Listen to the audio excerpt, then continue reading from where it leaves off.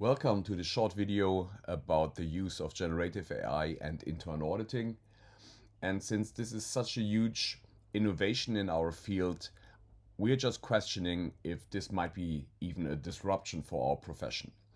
My name is Marc Eulerich. I'm a professor for internal auditing at the University of Duisburg-Essen in Germany. I'm heading the Center for Internal Audit Excellence at the Mercator School of Management, and I hope that in the following minutes you will get some new insights about the use of this technology in our profession. But first of all, let me start with a short introduction.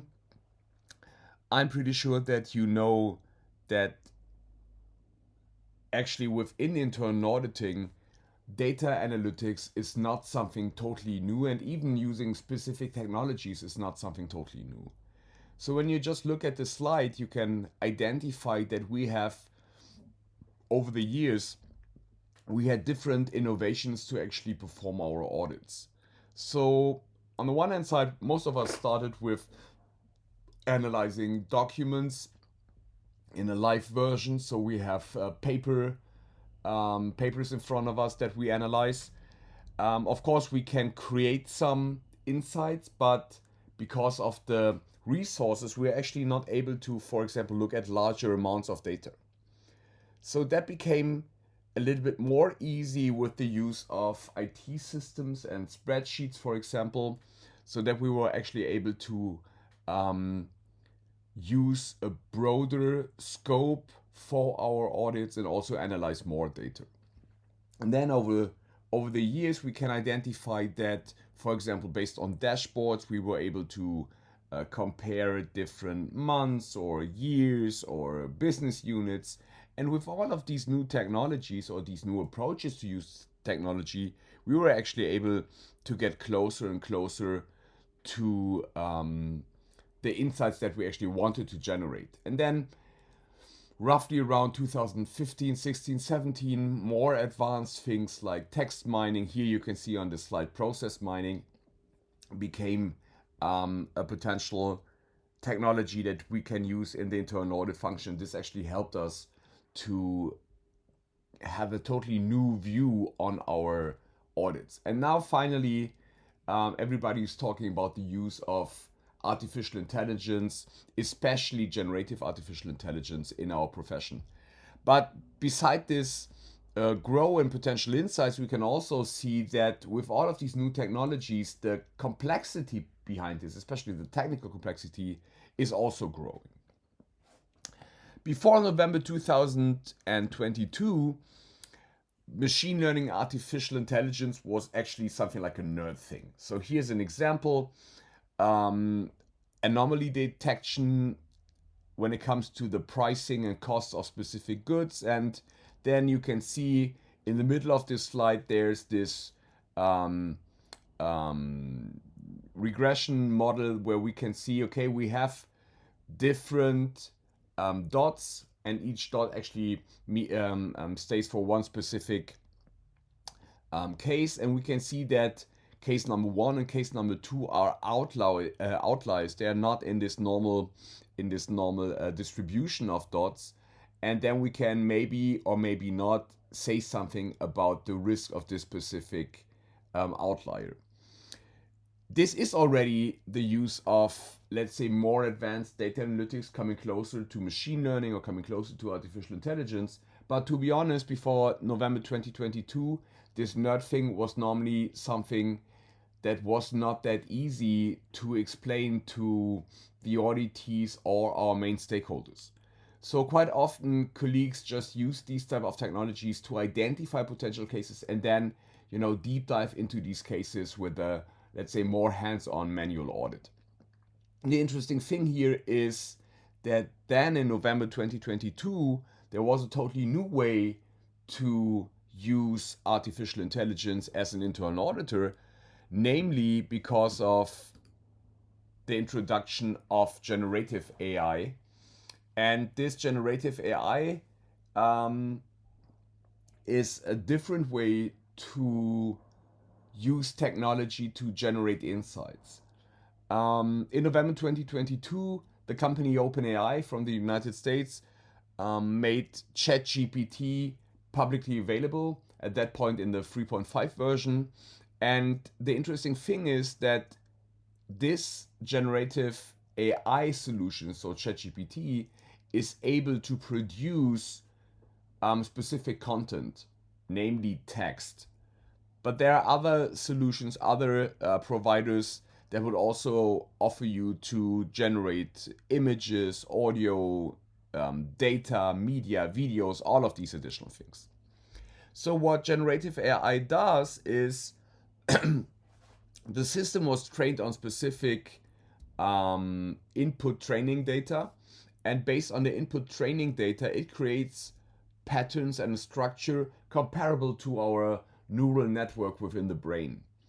And so within the human brain, right? And the interesting thing is, so that's not totally new.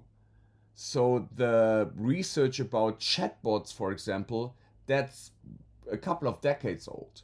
Nevertheless, with these generative networks, the technology was actually able not only to cluster data in yes or no or one and zero. So what we saw before, something like anomaly or outlier detection, now the system was actually able to create an output that is, when you look at the specific output, it looks like a actually human creation. So in general, all of these models work in a comparable manner. So these large language models, LLM, just try to look at this network, this neural network. You can see a visualization below here. And then looking from your specific input, for example, in this case, internal auditing is looking on the right-hand side on the output with the highest probability. In this case, awesome with 50%. So the neural network actually is something like a connection between different dots, between different, in this case, words. And each connection has a specific probability that after word number one, word number two will appear. And you can see that this is still a mathematical approach, but because of the input that you can use, the so-called prompts, you do not need any specific coding experience or mathematical experience. You just have to input some text, to prompt some text, and the system will, based on this knowledge, based on this neural network that is actually behind the user interface, will give you a specific output. So on the next slide, you can see different definitions from different organizations, and you can see that there are 3 or 4, let's say, main components that we should all be aware of when we talk about generative AI. First of all of these solutions, these generative AI solutions, are based on specific algorithms, and these algorithms refer to data, to training data. So they are trained; these models are trained on data that was provided, and then they are able to generate or create new content. And this is actually the new thing. Like I said before, you can just give your input. You can just input a specific sentence, and the system is able to understand, let's say, the sentence. So, namely, to transform this sentence to a specific code, and then use the training data to actually give you a specific output. There's a broad variety of different solutions, and we will, in this discussion today, mainly focus on text and code and natural language that was created. And here, the 2 main actors currently are ChatGPT from OpenAI and Google Bard. And then we have other solutions like Dolly for images or Synthesia for videos.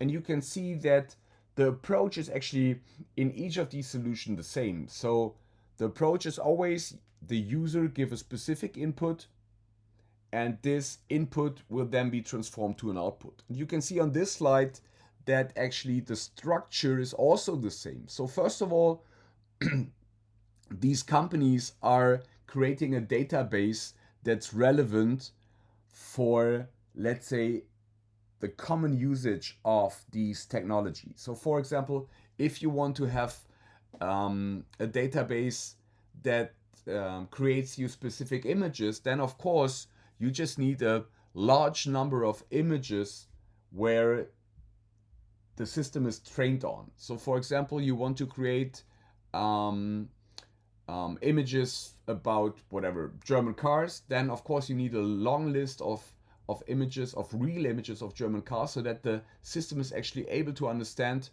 what a typical German car would look like. And the same thing would be for text or for video or audio or something like this. And once this database is formed, then the user would actually give a specific input. So just write down in this prompt what actually the user is looking for, or what the answer of the system should actually look like, and then the system will generate an answer, so a text or a video or audio or something like this. Here you can see some of the examples. When we start with ChatGPT as the most common one, or the most known one currently, you can see here an input prompt. Write a limerick about data taking over the world, include the word egg. The interesting thing is that within this input prompt, we actually have 3 different tasks that we give to the system. So 3 different commands. First of all, the system should create a limerick. That's, to be honest, even for native speakers in your own native language, that's not that easy, because most of us are not super experienced in creating our own limericks. Second thing is, we have a specific topic that we want to address, namely data taking over the world. And the third command, that's a little bit strange, right? So here we're just saying include the word egg. And the interesting thing is that egg is normally not something that we would expect in a story about data taking over the world. But nevertheless, after a couple of seconds, we will get a specific output. Data taking over the world, it's true. It's growing like an egg that's due. It's everywhere we go. It's taking over slow, but it's the future. There's nothing we can do. And here you can see that the system was able, because of this training data, to actually create with a very high probability a solution that actually fits your specific request. And we could do the same thing when it comes to images. On the lower left side, you can see an example from Midjourney, and the input prompt will be create a rabbit wearing a sun hat, or create Santa Claus in a blue outfit. And then we also have the same thing when it comes to coding. So ChatGPT would also give you some output, but here in this example, that's an example from Codex, and the input prompt would be write the script to change a website's background color in Python. And you would easily get a result for this specific task. We can now see that we have a huge amount of companies focusing on different generative AI solutions. And the interesting thing here is that we really have, for each potential use case, audio, video, text, different providers. But like I said before, the 2 largest one are Google Bard and OpenAI's ChatGPT. So since ChatGPT was published, there's a huge media coverage of this topic, discussing the potential impact of ChatGPT on our work. And why is this so important? So first of all, ChatGPT, that's an acronym, GPT, and this means Generative Pre-Training Transformer. So ChatGPT is a large language model with this transformer architecture, and it's trained on a very, very, very, very huge amount of data that created a network with roughly a size of 175 billion parameters. So just think about this network that I showed you before, and now you can see that we have 175 billion nodes that are actually connected in this network. And the interesting thing is, over time, that we were actually able, or that OpenAI was actually able use more training data to improve the model. And there are some sources saying that ChatGPT 4 is currently trained with 1.5 trillion parameters. So you can see that the better these networks are connected, so the more parameters you have included, the better are actually the responses of these networks on your request.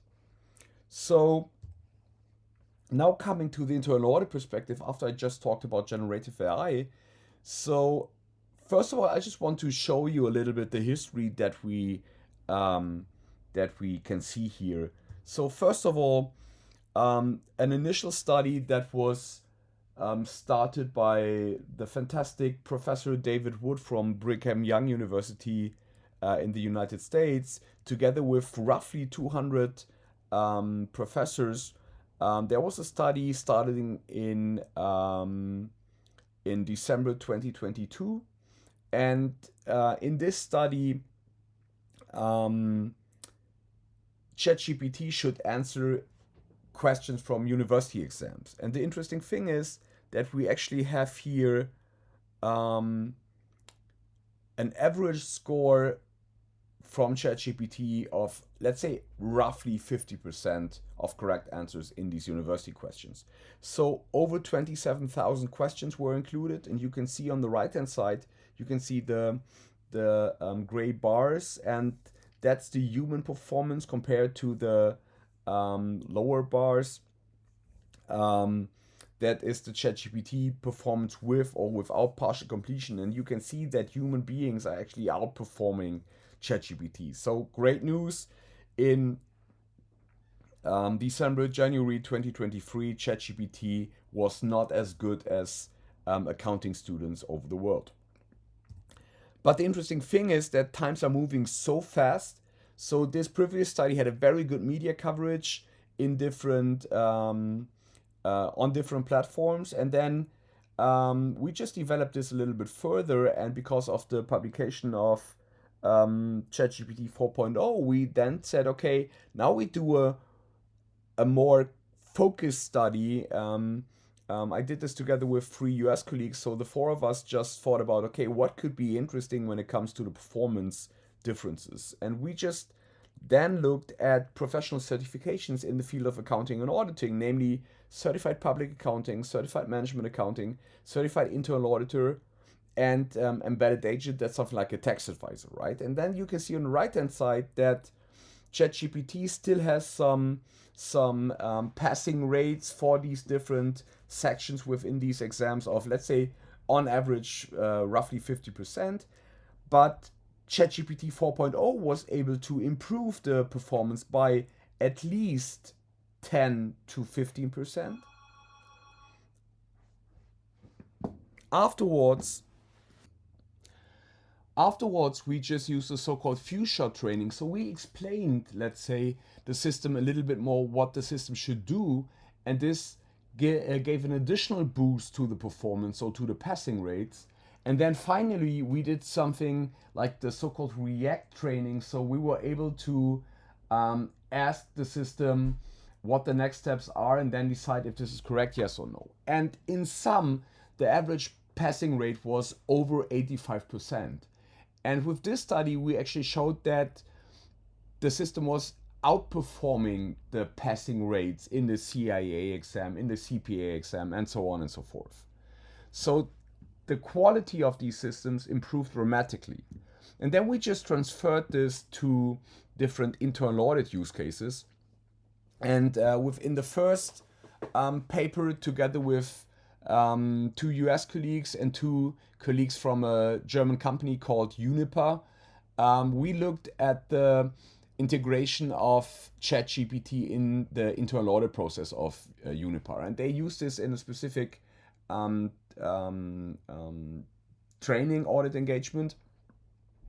So they just use this for different things, for example, for audit scoping, risk description, interview preparation, summaries of interview minutes, and something like this. And the interesting thing is that within this case study, we were actually able to see, with the use of ChatGPT within internal auditing, you are able to improve your efficiency by roughly 30, 40, maybe sometimes even more, maybe sometimes even 50%.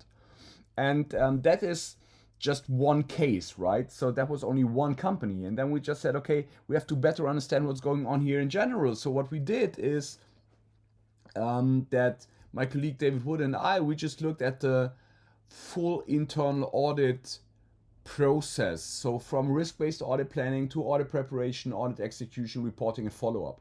Then we looked at the sub process steps within these 5 huge buckets, and then we just said step by step, okay, can we use ChatGPT, for example, to use can we use ChatGPT to design the audit universe, or to do the risk assessment, or to develop our audit plan, or to do something like control assessment? And interestingly, ChatGPT was able to do most of these tasks that we do in our normal internal auditors day-to-day life in a very, very good way. So that was really interesting, that we can actually see that with this technology, we're able to support our work on a daily basis, right?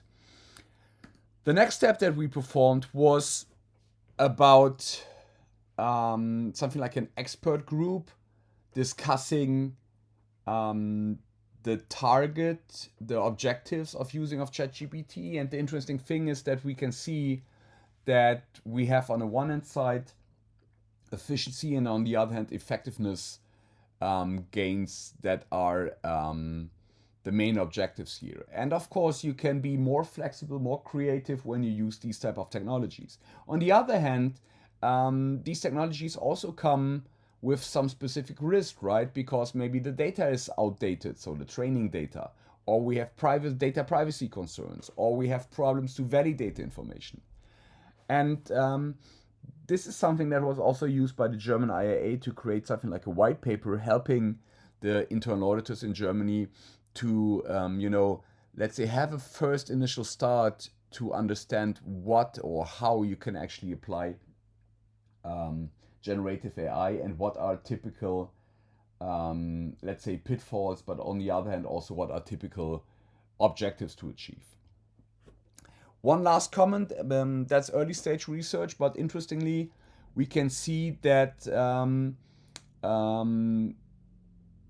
ChatGPT is also able to understand what, let's say, more personal problems, personal topics are within our audit environment. So what we did here is we looked at the fraud case training document where a specific fraud situation is described, and then this fraud situation is based on the so-called dark triad personality. So there are different things that would that could be indicators for a potential fraudulent situation. And interestingly, the system was able, on the right hand side, you can see this ChatGPT 4.0 was able to answer with 90% correctness, to answer actually the potential fraud case correctly. So understood, let's say, the fraud case only based on the input.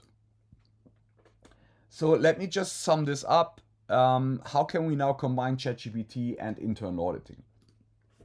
First of all, we have to really look at the strategy that we have in our internal audit function. So understand our corporate strategy, understand the digitalization activities of our company, and then maybe identify how is this topic artificial intelligence integrated in this digitalization strategy. Based on this, it would be very, very helpful for us to develop our own internal audit function strategy with clear objectives about using technology and especially artificial intelligence in our function. Afterwards, we should analyze the organization of our internal audit function, but also the organization of our company, to understand the IT infrastructure, the applications that we are using, the data structure, data privacy, data security issues, HR topics, our financial resources, and so on. So are we actually able to use generative AI? Next step, are we able to use generative AI in our own audit process? And here you can see the link to the things that I said before. So actually, we have to um, describe our audit process and then directly link the specific steps within our audit process to the use of ChatGPT. And finally, of course, we should implement everything, the specific use cases, and monitor if they are successful. Of course, it's always important for us to think about data privacy issues we have in this working paper. By the way, all of these research papers are publicly available for free, so you can just download them. You can just Google and download them. We just looked at data privacy issues. So here you can see in the second column the different audit steps, and you can see in the third column is data actually required for the input, for the prompting, and if there are any specific data privacy issues. One last example, that's a live example from ChatGPT, and we use this also in our research. Input prompt: you are an internal auditor and want to prepare an audit of the purchase to pay function. Please create a detailed scoping for your engagement. And then on the right hand side, you can see, for example, the answer where you have a concrete objective, the concrete scope of your work, and so on and so forth. So in sum, my outlook when it comes to this topic is that we will have in the future a combination of human beings working in internal auditing and hopefully also support from IT systems. There are some tasks that are redundant. There are some tasks that are, boring. So we can easily outsource them to, for example, robotic process automation solutions that would do the, let's say, stupid tasks. And then we can use machine learning and artificial intelligence, and especially generative artificial intelligence, to use, let's say, or to create a more advanced support that will really help us in specific situations to improve our work. Because of the efficiency gains, we are actually able then to, reallocate our own resources to the more value-adding tasks. So I'm not saying that this will be a disruption where we will lose all of our human internal auditors. It will be more a situation where internal auditing is a combination of your experience, your brain, your gut feeling, so the humans, the experienced internal auditors on one hand side, and the technology on the other hand. So first of all, thanks for your time. Thanks for listening to this presentation. Here are our contact details. We have a website, internalauditing.de. That's English language, so you can see in this blog some current developments. We have all of the working papers available on ssrn.com, and here also the university contacts. And thanks for your time. Have a good day. Bye.